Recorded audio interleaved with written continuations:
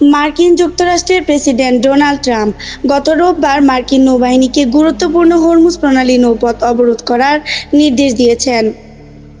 পাকিস্তানে অনুষ্ঠিত যুক্তরাষ্ট্র-ইরান শান্তি আলোচনা কোনো চুক্তি ছাড়াই ভেঙে যাওয়ার পর এবং ইরান তাদের পারমাণবিক কর্মসূচি থেকে অস্বীকৃতি জানানোয় তিনি ক্ষুব্ধ হয়ে এই সিদ্ধান্ত নেন।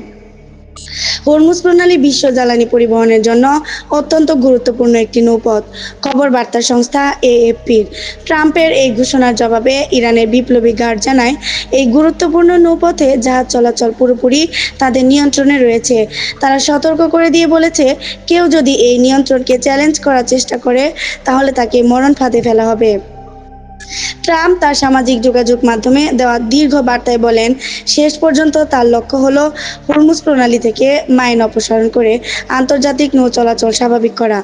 তবে এর আগে ইরানকে এই পথ ব্যবহার করে কোনো সুবিধা নিতে দেওয়া হবে না। তিনি বলেন, এখন থেকেই মার্কিন নৌবাহিনী হরমুজ প্রণালীতে প্রবেশ বা বের হওয়ার চেষ্টা করা সব জাহাজকে অবরোধ করবে। কেউ হামলা চালালে কঠোর জবাব দেওয়া হবে। ইরানের সংসদ স্পিকার মোহাম্মদ বাঘের গালিবাফ তেহরানে ফিরে এসে বলেন যে ইরান ওয়াশিংটনের কোনো হুমকির কাছে মাথা নত করবে না। গালিবাফ পাকিস্তানে ইরানি প্রতিনিধি দলের আলোচনায় নেতৃত্বে ছিলেন। ইরান ইতিমধ্যে এই প্রণালী দিয়ে জাহাজ চলাচল আংশিকভাবে সীমিত করেছে, তবে চীনের মতো বন্ধু দেশগুলোর জাহাজ চলাচলের অনুমতি দেওয়া হচ্ছে বলে জানা গেছে।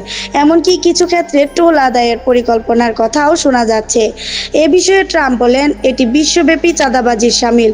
তিনি আরও হুঁশিয়ারি দেন, যারা ইরানকে টোল দেবে তাদের জাহাজ আন্তর্জাতিক জলসীমায় আটক করা হবে। এর আগে মার্কিন সেনাবাহিনী জানায়, তাদের দুটি যুদ্ধজাহাজ হরমুজ প্রণালীতে প্রবেশ করে মাইন অপসারণ শুরু করেছে।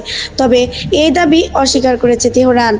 ইরানের ফার্স সংবাদ সংস্থা রোববার জানিয়েছে যে পাকিস্তানের পতাকাবাহী দুটি তেলবাহী জাহাজ হরমুজ প্রণালীতে প্রবেশের আগে ফিরে গেছে। এই পরিস্থিতিতে মধ্যপ্রাচ্যে নতুন করে সংঘাতের আশঙ্কা দেখা দিয়েছে।